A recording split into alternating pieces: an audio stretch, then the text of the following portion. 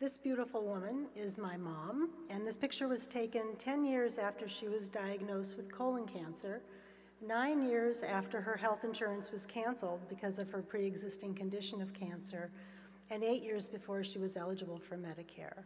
The financial and emotional stress that this put on our family was incredible. But what's more incredible is that 26 years after this picture was taken, thousands and thousands of families in Minnesota and all across the country are still dealing with the horrific financial and legal burdens that accompany cancer. This beautiful woman is my cousin Linda, having some fun with my kids in the midst of treatment for breast cancer 14 years ago.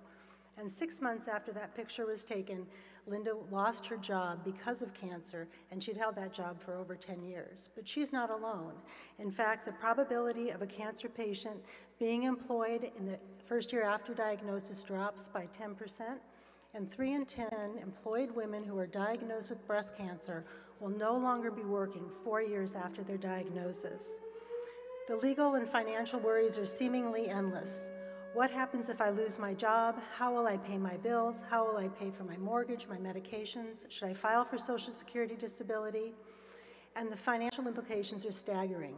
Up to 50% of cancer patients will fall below the poverty line during their treatment, and 92% of our clients at Cancer Legal Line tell us they're one paycheck or disability check away from not being able to meet any of their monthly bills. Nationally, 62% of the reasons people file for bankruptcy are because of a large part of medical debt, and when you look at those specific filers, 78% of them have health insurance. This clearly is not only a problem of the uninsured. Cancer patients are 2.5 times more likely to file for bankruptcy protection than people without cancer, and those cancer patients who do are 80% more likely to die than cancer patients who don't file for bankruptcy. So why is all of this happening? Well, there's lots of reasons. Chief among them, unpaid job leave, depleted savings, and a 5-month wait for Social Security disability benefits to kick in even after you're eligible. What would your life look like with 5 months of no income? Another key reason is the skyrocketing cost of health insurance. 14% of Minnesotans are covered by a high deductible plan, which is nearly twice the national average. Having to meet a $13,000 deductible quickly depletes the savings of most families. But there is help out there. Angel Foundation has been providing critical financial support to over 15,000 people over the course of the last 15 years, valued at over $7 million. Open Arms of Minnesota has provided over 500,000 meals, valued at $2.7 million, to over 3,500 cancer patients here in the Twin Cities and their families.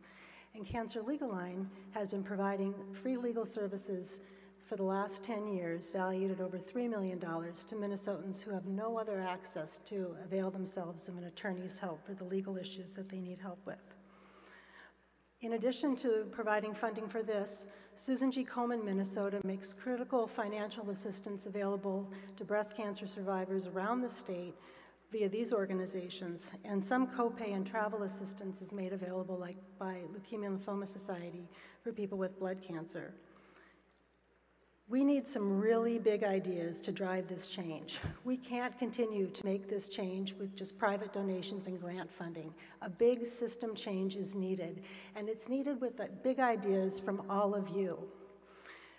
These organizations are doing great work, but like I say, we can't do it alone, and we can't do it without a system change. We work together, these organizations and others throughout the state, but we're looking for more big ideas, big, wide open ideas. What about using community benefit dollars to support survivorship programs? What about changes to the leave and disability laws?